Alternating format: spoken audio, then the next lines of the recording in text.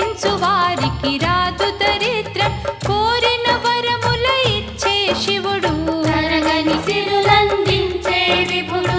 రామ రామ రామేశ్వర శివుడు, భీమశంకరుడు భక్తులకెప్పుడు, సోమ సోమ సోమేశ్వర విభుడు, కామిత ఫలముల నిడు శంకరుడు.